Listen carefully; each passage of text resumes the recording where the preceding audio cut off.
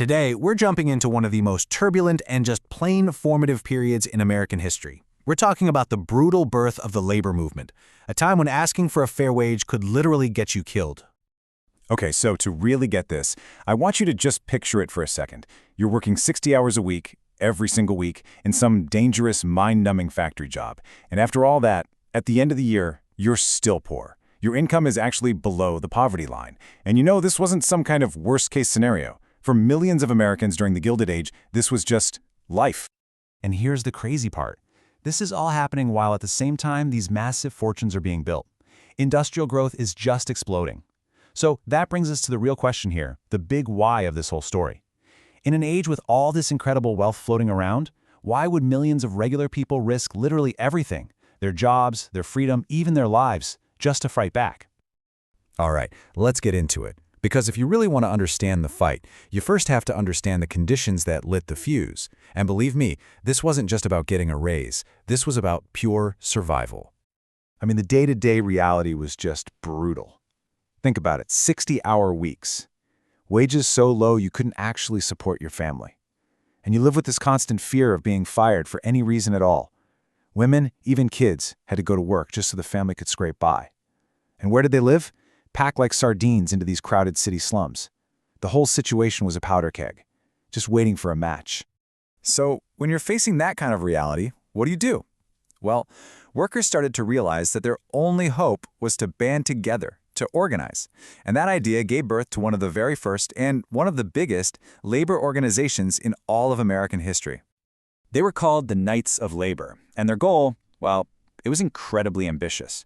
They weren't just asking for a raise. No, they were imagining a whole new kind of society, one where your actual labor was valued more than just having money and capital. For the time, that was a seriously radical idea. And the way they handled membership? Totally revolutionary.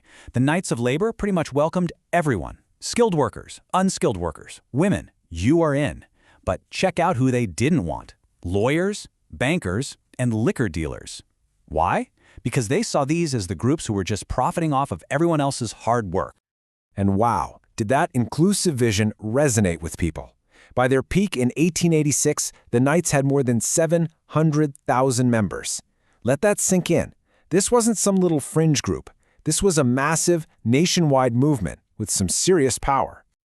But as you can probably guess, all this new power for the workers was seen as a huge threat by the big industrial titans of the era. And that set the stage for a decade of really intense, really violent conflict. It got a name, the Great Upheaval. And you start to see this really clear, almost predictable pattern emerge for how these things were shut down. It went something like this. Step 1, workers go on strike. Step 2, the company brings in private muscle, guys like the infamous Pinkerton detectives. Step 3, things get violent, which was pretty much inevitable. And that violence gave the governor, or heck, even the president, the perfect excuse to send in the troops. And boom. With that kind of overwhelming force, the strike was broken. Every time. And this same brutal cycle just played out over and over again at all these different flashpoints across the country. You had the Great Southwest Railroad strike in 1886. Then there was the infamous Haymarket affair later that same year. You fast forward to 92, you get the bloody Homestead strike at one of Carnegie's steel mills. And then in 94, the Pullman strike, which was shut down by thousands of actual U.S. soldiers. Now, that Haymarket riot in Chicago, that was a huge turning point. Here's what happened. A bomb went off during a protest, and it killed 7 policemen. The media just ran with it, completely sensationalizing the whole thing. And it worked. They managed to tie the idea of unions to violence and radicalism in the minds of the public. The Knights of Labor got the blame, and their membership just plummeted. Even though, and this is key, there was zero evidence that they had anything to do with the bombing. And this really shows you just what an impossible fight this was for workers. Just look at Homestead and Pullman. In one corner, you've got steel workers going up against Pinkertons and the state militia. In the other, you have railroad workers facing the entire United States Army. But you know what? In both cases, the end result was exactly the same. The union got destroyed and the leaders got punished. So here's the really crucial takeaway from all this. Getting crushed like that had a huge effect on the movement's leaders. Take Eugene Debs, the guy who led the Pullman strike.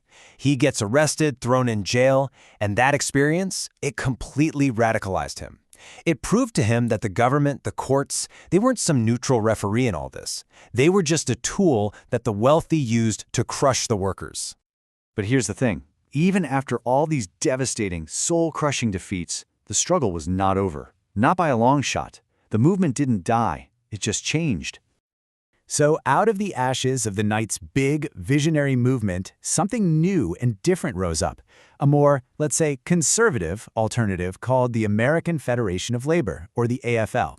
Their whole approach was different. Instead of trying to totally remake society, the AFL focused on what they called pure and simple unionism. Basically, they were fighting for practical stuff, like better pay and safer workplaces, and they mostly focused on skilled workers. But even with this more buttoned-down approach, the conflict definitely did not stop. Just look at this number. In just the last 2 decades of the 19th century, over 20,000 strikes and lockouts across the U.S. I mean, the unrest was constant, it was everywhere, and it was just part of the fabric of industrial America at that point. And it's really important to remember, this wasn't just a fight happening in the factories. Nope. Out in the countryside, you had American farmers organizing their own movements, and they were lashing out against the very same forces, the big railroads, the powerful banks, that they felt were basically stealing their livelihoods.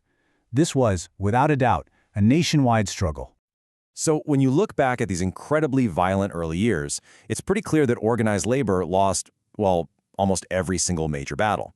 The unions were broken, the strikes got crushed, and the power of the corporations, backed up by the government, just seemed absolute. But that leaves us with one last big question to chew on. Sure, the battles were lost, but was the war really over?